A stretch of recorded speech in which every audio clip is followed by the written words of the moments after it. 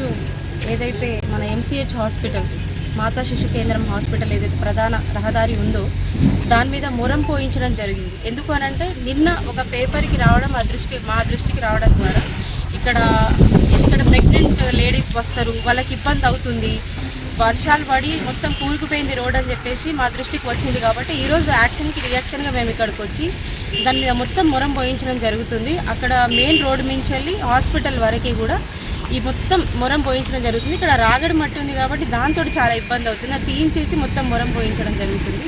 So దాంతో ఏంటంటే ఎవరు వచ్చినా పేషెంట్స్కి వాళ్ళకి ఎలాంటి ఇబ్బంది లేకుండా, ఇప్పుడు ఆటోలు వచ్చినా బస్సులు వచ్చినా వాళ్ళకి ఎట్లాంటి ఇబ్బంది లేకుండా ఉండడానికి కోసం ఇదంతా రహదారి కరెక్ట్గా చేయించడం జరుగుతుంది.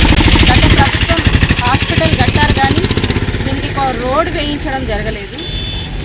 ఏదున్నా కానీ ఇప్పుడు మా దృష్టికి వచ్చింది కాబట్టి ఇప్పుడు టెంపరవరీగా మేము ఇది చేయించడం జరుగుతుంది. ఎందుకంటే ఇప్పుడు రానున్న వర్షాకాలంలో ఇంక ఇబ్బంది అవుతుంది కాబట్టి ఇప్పుడు టెంపరవరీ చర్యలు తీసుకొని ఇప్పుడు ఈ రోడ్డు వేయించడం జరుగుతుంది. దాంతోపాటు ఏంటంటే లోపలికి కూడా మేము ఒకసారి వెళ్ళి చూసినాము, కొంచెం శానిటేషన్ ఇబ్బంది ఉంది.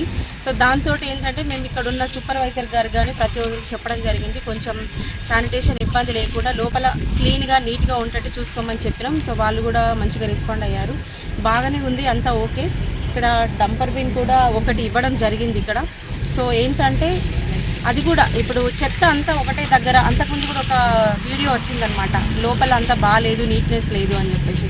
సో అలాగ డంపర్ బిన్ అది చెత్త డబ్బా లేక ఎక్కడ పడితే అక్కడ పడేయడం జరిగింది. సో అది దృష్టిలో పెట్టుకొని ఇక్కడ డంపర్ బిన్ కూడా ఇవ్వడం జరిగింది.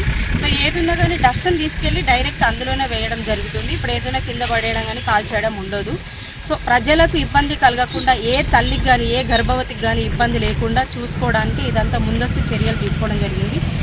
అట్లాగే అధికారులకు ఆదేశించి ఏదున్నా కానీ మనకు రానున్న రోజులల్లో ఎవరికైనా ఉన్న ఈ ప్రజాపాలన మాది ఏదైతే కొనసాగుతుందో ఈ ఉన్న 8 నెలల లోపల ఎవరికి ఎలాంటి ఇబ్బంది లేకుండా చూసుకోవడమే మా బాధ్యత.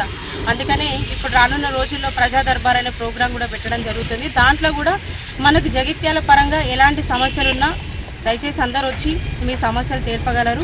ఏదైనా తీర్చడానికి మేము ప్రయత్నం చేస్తాం.